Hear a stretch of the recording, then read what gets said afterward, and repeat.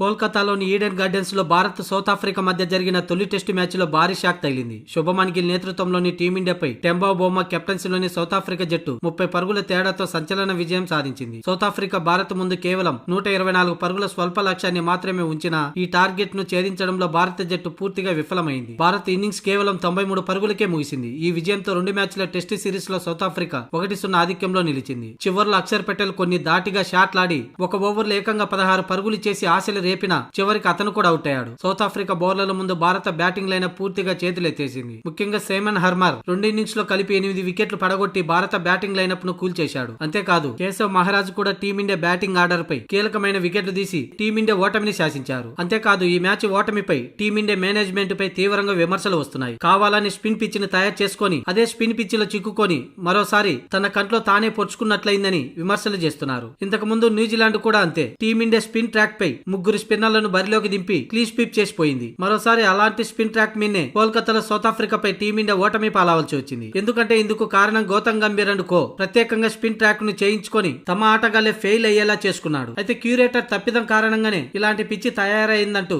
Team management విమర్శలు చేసింది. ఈ నేపథ్యంలోనే టీమిండియా మాజీ captain and Bengal cricket association అధ్యక్షుడు సౌరవ్ గంగూలీ భారత జట్టు యాజమాన్యానికి దిమ్మ తిరిగేలా కౌంటర్ ఇచ్చాడు. టీమిండియా కోరుకున్న పిచ్చి ఇదే, వాళ్లే ఇలా కావాలని అడిగారు. 4 రోజుల పాటు పిచ్చిపై నీళ్లు చల్లకుంటే ఇలాగే ఉంటుంది. ఇందులో క్యూరేటర్ సుజన్ ముఖర్జీని తప్పుపట్టడానికి ఏమీ లేదు. వాళ్ళు కోరింది ఇదే అని సౌరవ్ గంగూలీ పరోక్షంగా హెడ్ కోచ్ గౌతమ్ గంభీర్దే తప్పంతా అంటూ ఒకంత ఆగ్రహం వ్యక్తం చేశాడు.